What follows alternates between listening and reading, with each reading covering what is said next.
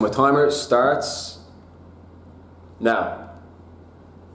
Beijing, Shanghai, Chongqing, Shenzhen, Guangzhou, Hainan, Dalian, Harbin.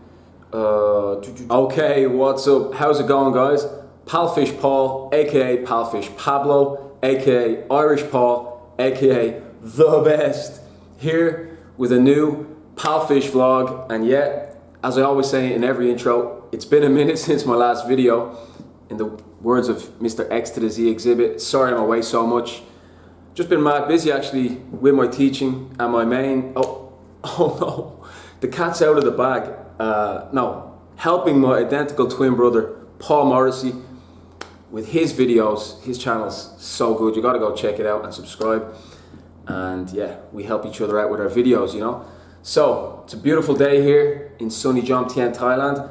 Sun is shining, weather is sweet, yeah. So the vlogspiration is up and I've got some really good ideas for the channel. I'm gonna start taking in a few different directions, yeah, because, you know, I've done all the main conceptual ideas of the Palfish app. So I'm now gonna take the channel in a bit more of a cultural angle, all right? I'm gonna be discussing Chinese culture and society and doing movie reviews. So Chinese cinema is currently in a bit of a boom.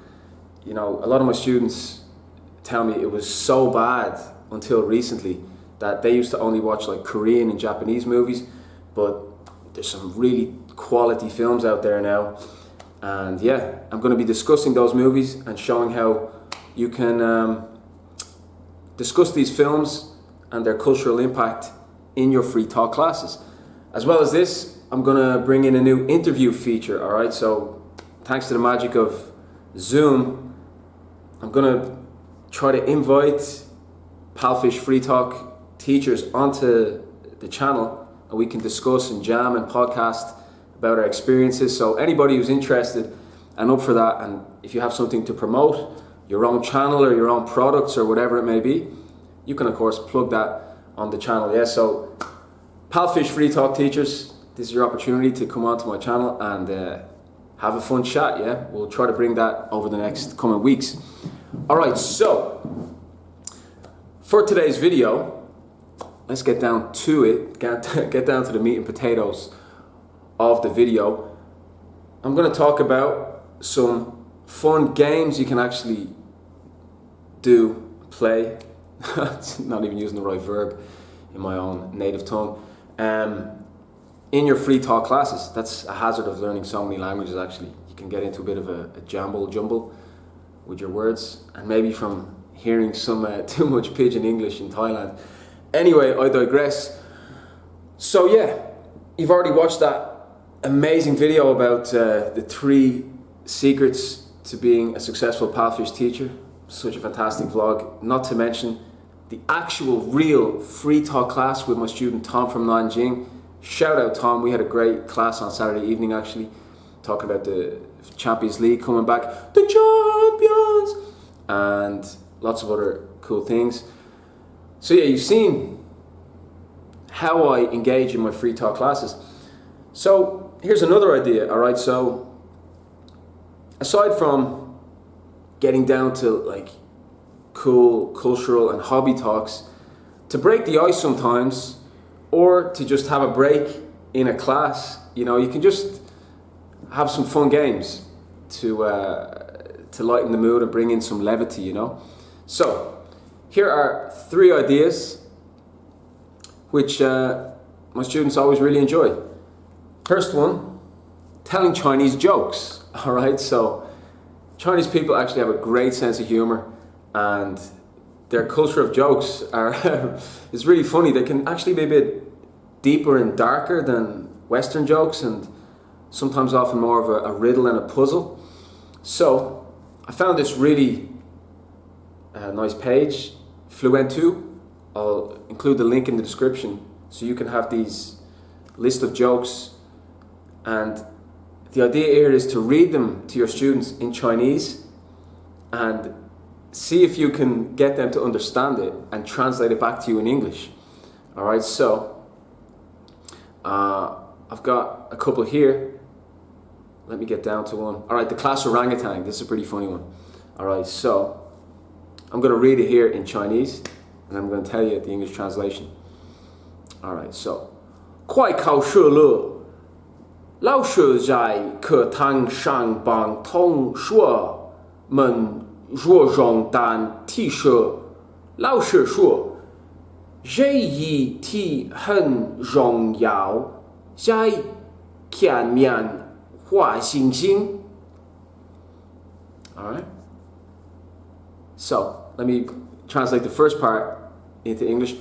So, one day in school, before the test, the teacher was helping the students by focusing on the key topics of the lesson. The teacher said, this topic is very important. Mark this section with a star. The next part of the joke. 小智回答说，老师，可不可以用到过的星星好难画哦？ All right, so a boy named Zhao Zhi raised his hand and asked, teacher, may I use a check mark? An orangutan is too hard to draw. All right, so it's actually a very funny joke. It's a double entendre play on words because xing xing, depending on the tonation and pronunciation of it, can mean both an orangutan and a star. All right, so the teacher was actually just saying, draw a star here on your notebooks to signify that this is an important part for the test. And this young boy misinterpreted what she meant, and he thought she wanted them to draw an orangutan. All right, so it's a pretty funny little joke, and you can try to read it in Chinese and see if your student can catch enough of it to relay the joke back to you in English. All right? All right, so another little thing I have is a game which I recently saw on Sky Sports Football YouTube channel during the coronavirus lockdown. There were Premier League footballers having this 30-second word race, and it's actually really fun. So you throw out a topic: movies, celebrities, sports, countries, cities, and you set your stopwatch on your phone, and then the other person has 30 seconds to name as many of that as possible. Let me give you an example. All right, so Chinese cities.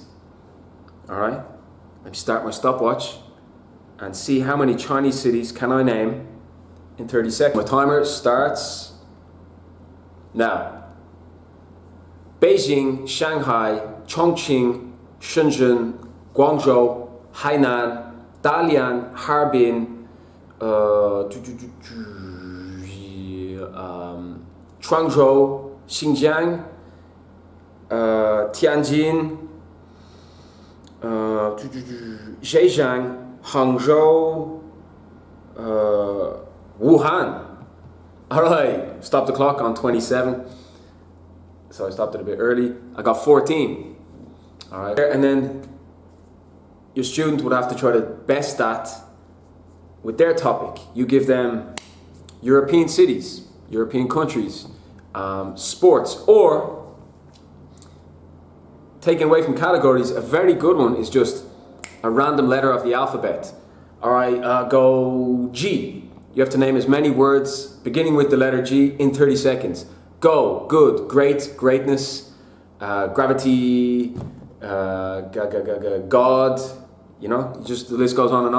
And it's actually a fun and educational little game too, because you can show how to build words. So let's say you had F, forgive, forgiveness. You know, you build the adjectives and nouns around the word. All right, so that's a really fun game because it's, you know, there's a bit of adrenaline. It's a race, it's a match. You're not just, you know, playing a simple game like 20 questions actually is completely lacking in adrenaline, and that's why I've revolutionized 20 questions with my own little spin on it to make it a lot more interesting. This is the third little game that you can play on Palfish Freetalk. Or, I should have really mentioned at the start, you know, yeah, this can be for any students on any other teaching platform. So that's why you got to be subscribed to the channel. It's not limited to Palfish. I'm bequeathing you with knowledge which you can use on any ESL teaching platform. So yeah, I'm not going to claim I definitely invented this, but I've never seen it before. I'm sure someone's come up with this before. So you know, with 20 questions, all right, like one person thinks of an animal, let's say it's a panda, and the other person has to guess what the animal is. Is it big? With only yes or no answers. Does it live in the water? Can it swim? Can it fly?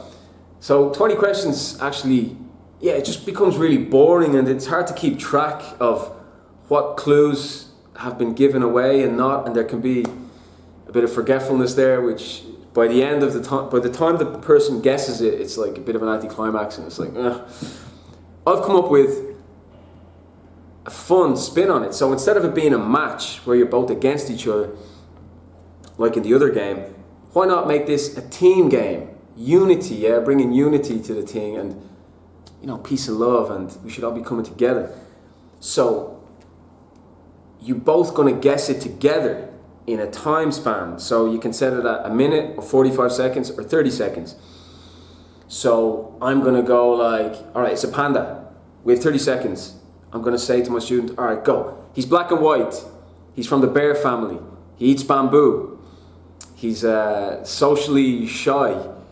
He's famous in China. His main home is in Chengdu, China, all right?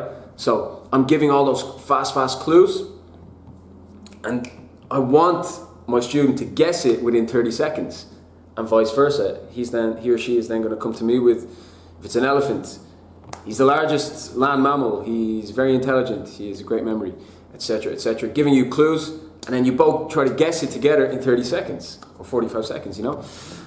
So yeah, they are some fun tips to break the ice and throw in something new into your free talk classes. Again, instead of simply always having a particular topic to discuss, sometimes you can just kick back and play some games. The time rolls in, the student has fun and is learning things as well, of course. Notably with the word building game, like I said, you can build out adjectives and nouns and compound words. And yeah, I'm just trying to sound like real teachery, which I'm not. I don't really do grammar and what have you, but I'm a good wordsmith, and I'll help you build words for sure. All right, guys, so there you go. Hope you enjoyed these Palfish Free Talk tips. And yeah, you know the drill. You click the links below if you want to join up and sign up and have me as your Palfish mentor. All right, guys, cheers, and see you soon for the next video later this week.